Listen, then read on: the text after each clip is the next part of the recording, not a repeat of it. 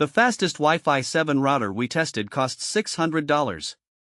The one that took our #1 spot? Less than half that price. We put 5 of 2020's ASUS most recommended Wi-Fi 7 routers, all in the $200 to $600 range, head-to-head, scored against 11 independent expert reviews and lab tests. Here's the countdown, worst to best. Number 5, the ASUS RTB86U, scoring 7.0. This is the odd one out of the group. It's dual band only, with no 6 GHz band at all, which means it misses Wi-Fi 7's signature 320 MHz wide channels. If you're buying specifically for true tri-band Wi-Fi 7, this isn't the one. But power users get a lot here. In one test it pushed more data than the reviewer's own internet connection, so the bottleneck was, in fact, the internet rivaling wired backhaul mesh setups. You get a 10 gig WAN port, a deep web interface with IP binding, VLANs and link aggregation, gaming features like adaptive QoS, and even 4G or 5G USB tethering for failover.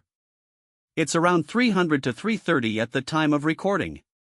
The catch, it's priced right up against true tri-band rivals, so Tom's Hardware called it a hard sell at street price. A niche throughput and gaming pick, not an all-rounder. Number 4, the MSI Roamii BE Pro 2-pack, at 7.3. If you need to cover several rooms, this is the value mesh play. Tom's Hardware named it the best budget Wi-Fi mesh router, praising how much performance and how many features you get for general use, and the 2-pack undercuts most Wi-Fi 7 mesh kits, which frequently start well above $500 for just 2 nodes. It's around $270 to $300 when we recorded this. The honest catch, detailed independent specs, like exact port speeds and band configuration, weren't published in the reviews we analyzed, and MSI has a smaller networking track record than TP-Link, Netgear, or ASUS. Double-check the manufacturer's spec sheet before you commit. Number 3, the Netgear Nighthawk RS300, scoring 7.8.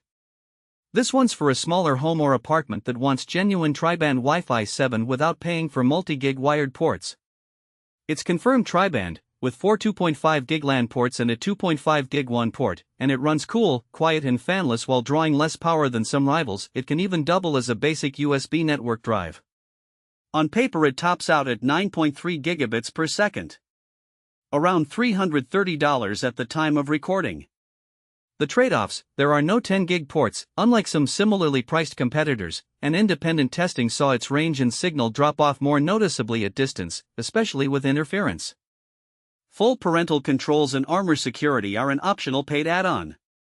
Number 2, and the fastest hardware in the entire test, the Amazon Eero Max 7, at 8.8.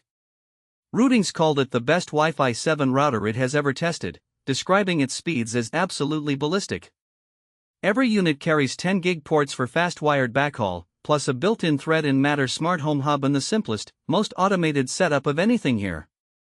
It peaked around 1.78 gigabits per second at 15 feet in testing, with each node rated to cover up to about 2,500 square feet. It's around $600 for a single unit at the time of recording. So why not number 1? A few honest reasons. That single unit already sits at the very top of this budget, and a true whole home mesh of 2 or 3 nodes runs well past it.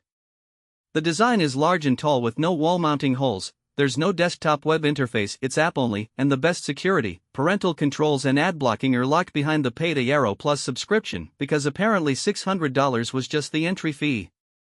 And number 1, the best all-around value in this bracket, the TP-Link Archer B9700, scoring a 9.0. This is the router that finally makes genuine tri-band Wi-Fi 7 affordable, a 10 gig WAN port and 4 2.5 gig LAN ports, at a fraction of flagship prices. Tom's Hardware said it delivered the best 6 GHz performance they'd seen at this price point, and Tom's Guide measured it among the longest-range standalone Wi-Fi 7 routers they tested. In independent labs it peaked around 2.2 gigabits per second at 15 feet, with usable range out to roughly 120 to 130 feet. And it lands at only around 220 to 250 at the time of recording. It's not flawless, its throughput at mid-range distances trails pricier tri-band rivals, it loses on 2.4 and 5 gig speed to TP-Link's own cheaper dual-band model in some tests, and the lone USB port sits awkwardly on the side rather than the rear, a decision we're sure made sense to somebody. But for the money, nothing else here comes close.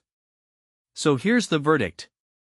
For most people, the TP-Link Archer B9700 is the best by real tri-band Wi-Fi 7 and multi-gig ports without the flagship sting.